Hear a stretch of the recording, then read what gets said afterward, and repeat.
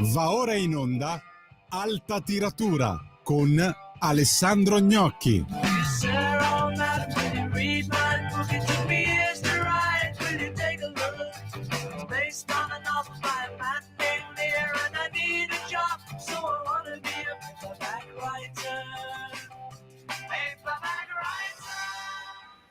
Benvenuti ad Alta Tiratura, io sono Alessandro Gnocchi, questa è Radio Libertà. Mettiamo da parte le classifiche librarie perché non ci sono grandi movimenti, ci saranno invece dopo l'annuncio del vincitore del premio Strega, annuncio che arriverà tra un paio di settimane a inizio luglio. Direi che per le classifiche ci aggiorniamo a quella settimana per vedere appunto l'effetto del premio sulle vendite. Oggi vorrei provare invece a dare un paio di consigli di lettura su un tema della massima attualità che appunto è la guerra tra Iran e Israele. Non si tratta di dare la mia opinione o la mia versione dei fatti, che non è interessante, ma di dare un paio di consigli librari per capire, per cercare di orientarsi, e in particolare vorrei provare a, non a rispondere perché non ne ho, vorrei provare a tirar fuori i lavori degli storici i motivi per cui si sente continuamente dire che l'Iran non può avere la bomba atomica. E naturalmente c'è qualcuno che obietta, sì, ma perché allora Israele può averla e l'Iran invece no? Vediamo se ci sono dei motivi consistenti oppure no. Allora, innanzitutto il primo libro in realtà è più leggero, è un classico praticamente contemporaneo, leggere Lolita a Teheran di Azar Nafisi, pubblicato con successo mondiale in Italia da Adelphi. È un memoir, nel senso che è una storia vera, però lo leggete tranquillamente come se fosse un romanzo. Racconta la storia vera dell'autrice, professoressa di letteratura, che negli anni 90 riunisce nel suo salotto a Teheran i romanzi occidentali proibiti in Iran. L'elenco dei libri che appunto la professoressa legge insieme a queste donne è per noi una lista di libri completamente innocui, anzi di letture quasi obbligate se uno si occupa di letteratura. Si tratta appunto della Lolita del titolo, che è il romanzo Lolita di Vladimir Nabokov, ma ci sono ad esempio, non so, Il Grande Gatsby di Fitzgerald o anche Orgoglio e Pregiudizio di Jane Austen. Sono libri proibiti probabilmente, anzi nel caso di Lolita direi certamente, per il contenuto erotico, che in autori come Jane Austen è, diciamo, del tutto relativo. Sono ritenuti immorali, ecco, diciamo così. Il libro intreccia la vita di queste donne con i libri che stanno leggendo, cioè la letteratura va a spiegare la vita e si tratta di una vita che si svolge appunto sotto un regime totalitario fondato sulla religione, sull'Islam. Naturalmente la narrativa occidentale diventa un atto di resistenza contro la repressione culturale e politica del regime. Direte, ma in fondo questo lo sappiamo da anni, al di là del fatto che è un bel libro, cosa c'è di ancora stimolante e interessante? Ma secondo me c'è un aspetto che va messo in luce, cioè c'è la repressione durissima, e però ci fa vedere anche, come dire, delle donne emancipate, ribelli, colte, e quindi ci fa capire che non tutta la società iraniana vive nel Medioevo, se così possiamo dire, in maniera brutale. E questo mi sembra un fatto comunque da sottolineare, interessante. Naturalmente queste donne, per essere colte, ribelli e emancipate, devono rischiare la pelle, cosa che appunto rende drammatica il contenuto del libro. Ma adesso passiamo al tema vero, che è appunto perché l'Iran non può avere la bomba atomica e Israele invece può averla. Partiamo da uno storico britannico che ha insegnato in America però quasi tutta la vita, e si chiama Bernard Lewis. È stato pesantemente criticato, questo va detto, per le sue tesi, poi vedremo perché appunto è stato criticato. È però considerato il massimo esperto del mondo arabo e della cultura araba e della storia del Medio Oriente stesso. È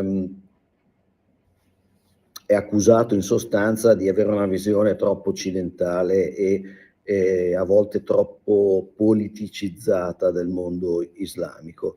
Il suo contraltare sarebbe come dire, Edward Said, che è uno studioso palestinese, pure insegnato in America, di cui è celebre orientalismo, e è un po' la figura che fa da contraltare. Ecco, dopo aver letto uno forse si può anche leggere l'altro, per avere un quadro completo, perché Said appunto contesta queste visioni occidentali applicate a un mondo che è completamente diverso, che è quello orientale. Va bene, comunque mettiamo da parte questo problema perché è troppo ampio. Cosa dice Lewis? Soprattutto negli scritti posteriori all'11 settembre 2001. Naturalmente sto parlando è la data dell'attentato alle Torri Gemelle. E cosa di particolare la posizione di Lewis? Allora, faccio una rapidissima premessa tagliata con l'accetta, perché non si può fare altro in questo spazio che abbiamo. L'Islam è diviso in due grandi correnti, i sunniti e gli sciiti. I sunniti fanno capo all'Arabia Saudita sostanzialmente, mentre gli sciiti fanno capo all'Iran, a Teheran. Perché queste due strade diverse? Perché alla morte del profeta, in sostanza, i sunniti indicavano un erede e gli sciiti ne indicavano un altro. Poi all'interno di questi mondi, che sono enormi, ci sono varie sfumature, varie sette, varie posizioni, un po' su tutto, però diciamo che il mondo sunnita e il mondo sciita non vanno d'accordo per niente, sono praticamente in guerra da sempre. A volte la guerra è sotto traccia, a volte la guerra invece è scatenata in maniera con le armi, e diciamo che sono questa divisione che porta, che la cosa sorprendente che dice Bernard Lewis è questa: è vero che questi attentati di Al-Qaeda vengono dal mondo sunnita, ma attenti, perché l'Islam veramente pericoloso non è quello, l'Islam veramente pericoloso è quello sciita, quindi quello che fa capo all'Iran. E in effetti diciamo che le cose sono andate all'incirca così, ovvero i sunniti sono diventati, hanno un'alleanza molto stretta, anche militare, con gli Stati Uniti e con il mondo occidentale, in chiave proprio anti-sciita. E quindi diciamo, dopo una stagione di terrorismo tremendo, per adesso, in questo momento appunto, i legami tra mondo occidentale e mondo sunnita sono apparentemente tranquilli. Tutto completamente diverso invece il discorso che dobbiamo fare appunto su Teheran. Perché Bernard Lewis salta fuori con questa idea, no? Un po' controtendenza, almeno controintuitiva rispetto al momento in cui la esprime. Lui praticamente dice gli sciiti, una parte degli sciiti, ma quella parte è al governo a Teheran, una parte degli sciiti ritiene che arriverà la figura del Mahdi, che possiamo tradurre con Messia, figura che porrà fine ai tempi, cioè una visione apocalittica. tornerà il Mahdi, farà il giudizio universale, finiranno i tempi e finalmente potremo vivere in armonia con Dio oppure venire cancellati. E questa corrente di sciita, che è poi quella che crede appunto il Mahdi sarebbe il 12° imam, atteso come se fosse un redentore escatologico, appunto crede che questa parte di Islam sciita crede che che si debba creare un grande caos globale per accelerare la venuta del Mahdi. Ora, cosa c'è di meglio che tirare una bella atomica? D'altronde per creare il caos globale, d'altronde il regime iraniano ha sempre detto di volerla tirare, cioè se ce l'abbiamo la tiriamo. Non pensate che sia una mia opinione così, prendete Google, digitate Mahdi e Ahmadinejad, che è stato il presidente dell'Iran, e vedrete che lui dice esattamente quello che dice Bernard Lewis. Lui ovviamente auspicandolo, ovvero dobbiamo accelerare la venuta del Mahdi. E come lo facciamo? Con la guerra.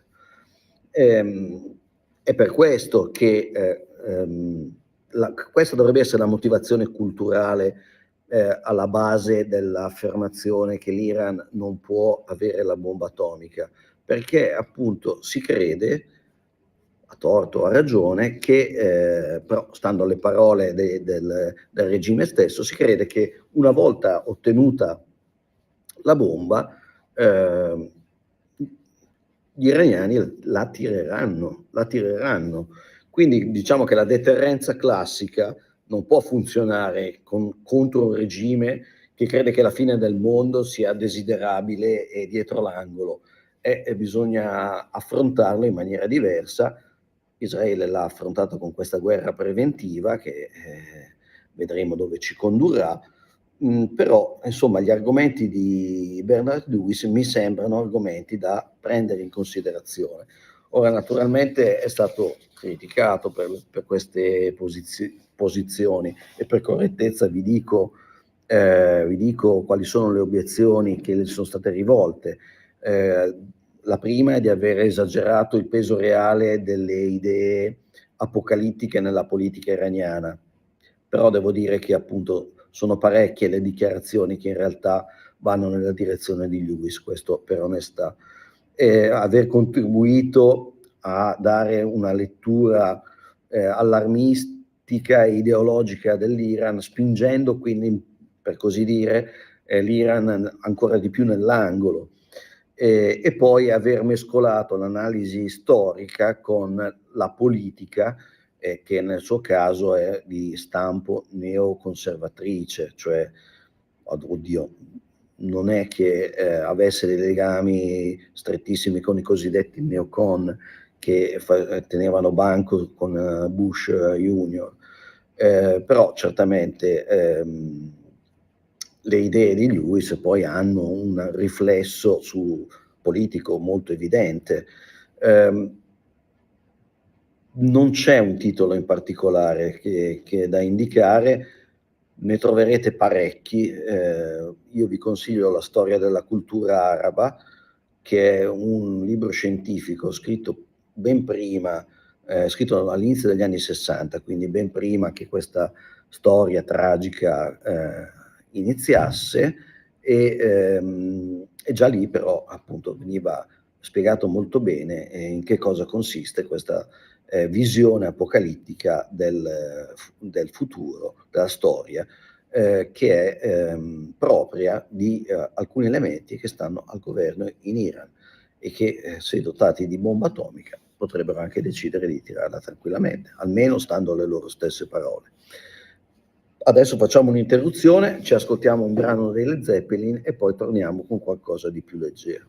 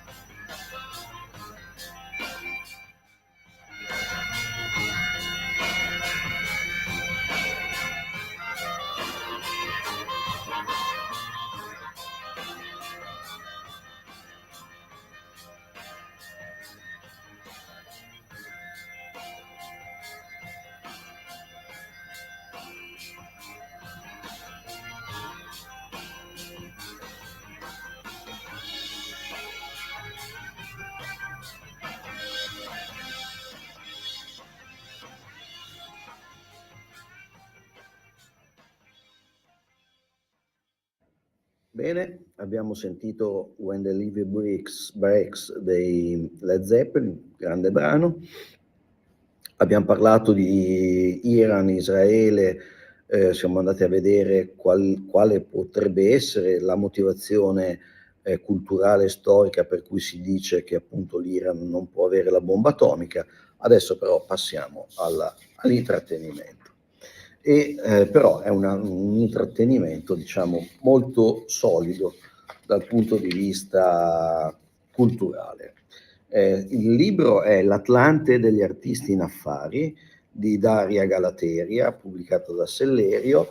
Daria Galateria è una delle più importanti studiosi della letteratura francese che abbiamo in Italia, e questo è una specie di dizionario che va dalla A di Antibes, costa francese, fino a Xi'an, che era l'antica capitale della Cina. Poi c'è la B di Baku, c'è la C di Casablanca, la G di Gerusalemme, insomma, sono un sacco di luoghi legati a scrittori, cioè lei racconta in sostanza le biografie dei grandi scrittori attraverso un viaggio che hanno fatto in un luogo del mondo, attraverso un mezzo di comunicazione di cui si servivano spesso, il treno, vedremo, e quindi ne risulta un libro da un lato godibilissimo perché lo potete aprire a piacimento, potete anche scegliere la meta per le vacanze. Contemporaneamente però non è un aneddoto tanto per raccontare un aneddoto, è un aneddoto che spesso rivela l'anima dello scrittore o della scrittrice che viene presa in esame. E naturalmente c'è un gioco di specchi, no, tra la città, il viaggio e l'anima dello scrittore. Alla fine ci sono alcuni ritratti che tutto sommato sono più completi, anche se sono magari di 10 pagine, di alcune biografie che invece ne vantano 10.000 e che ti raccontano di tutti i caffè che ha bevuto Agatha Christie, ma poi non sanno dirti effettivamente perché è importante Agatha Christie. Bene, vi faccio qualche nome. Allora, abbiamo dei ritratti di Simenon, di Coco Chanel, di Junger, Sartre, Céline, Bergson, Zweig, Gershwin, Maugham e tantissimi altri. E quindi diciamo che c'è tutto l'essenziale anche in poche pagine. L'esempio forse più divertente è quello che riguarda Agatha Christie. Agatha Christie, grandissima autrice di gialli che noi tutti conosciamo, viaggiava spesso sull'Orient Express, treno mitologico, treno che lei stessa definiva il cordone ombelicale che teneva unita la Turchia all'Europa. No, scusate, questo è un giudizio di Paul Morand, un altro grande scrittore francese che viaggiava volentieri sull'Orient Express. La Christie però la prendeva non tanto per farsi un viaggio, ma perché per dovere coniugale, diciamo così, perché accompagnava nelle sue trasferte il marito, che si chiamava Archibald, e che era un funzionario dei servizi segreti britannici. Ora dovete sapere che la Turchia, Istanbul, è stato, forse ancora, uno dei centri dove le spie si incontrano e dove anche si eliminano l'un l'altra, cioè essendo un punto di raccordo tra Oriente e Occidente, è un posto molto comodo dove raccogliere informazioni. Il matrimonio della Christie non era un matrimonio felice perché Archibald era un donnaiolo navigato e lei, la Christie, obiettivamente non era una grande bellezza. Ecco come la Galateria descrive i passeggeri di quel treno mitologico. C'erano gli ottomani con le misteriose mogli sorvegliate dagli eunuchi, neanche i controllori potevano entrare nei loro scompartimenti.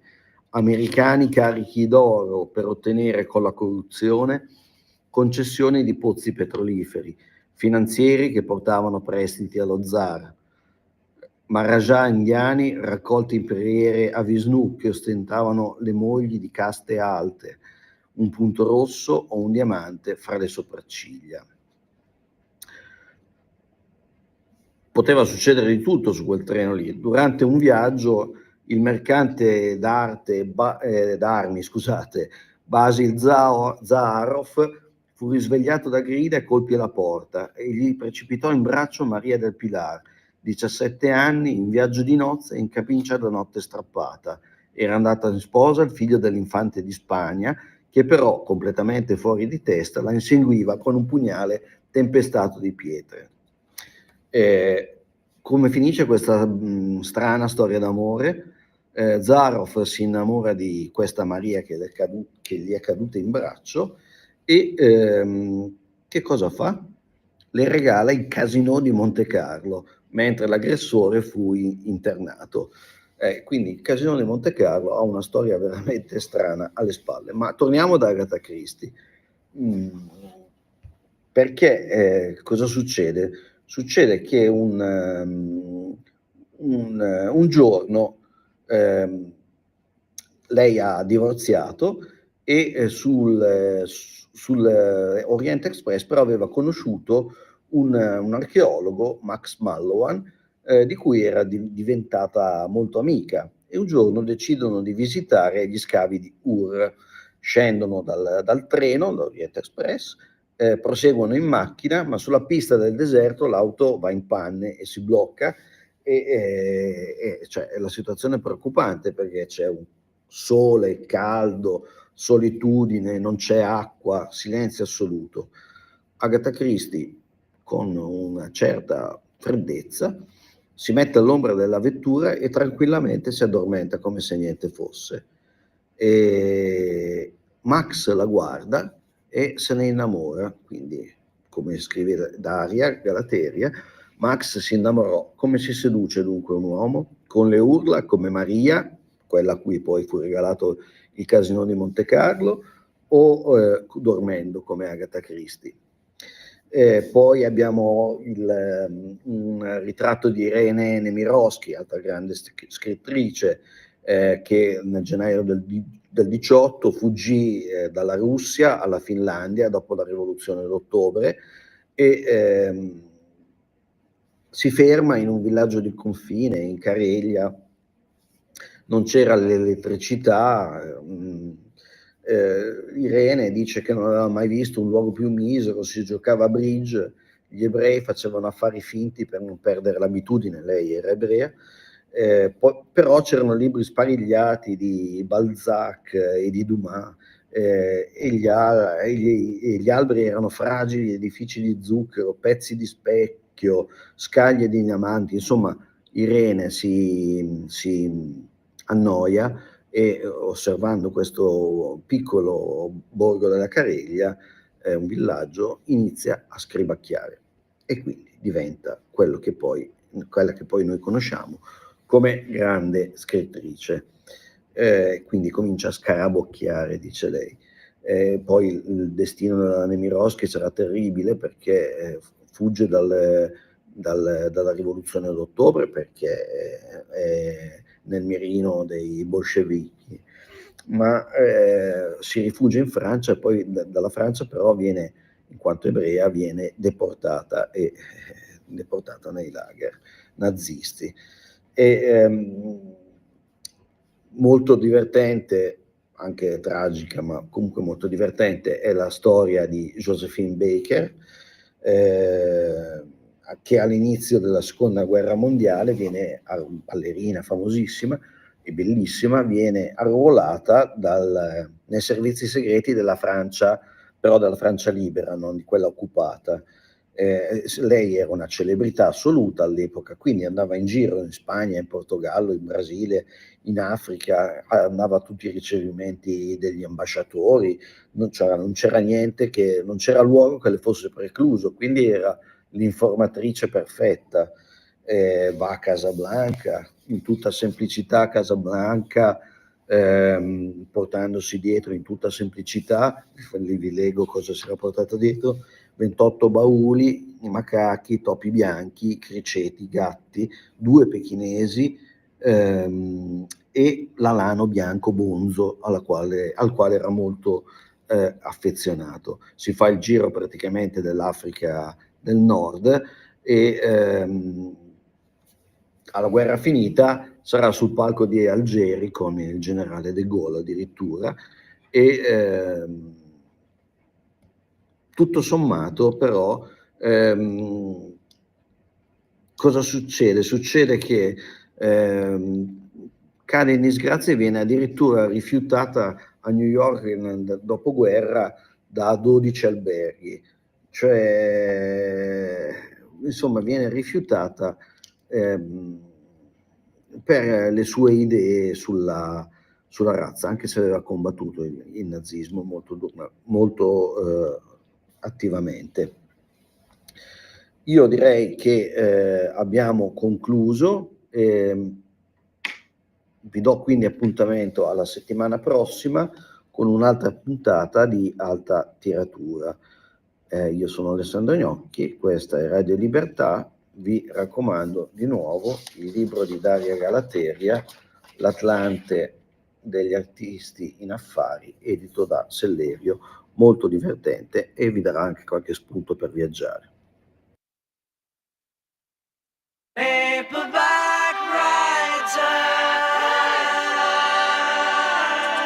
Avete ascoltato Alta Tiratura.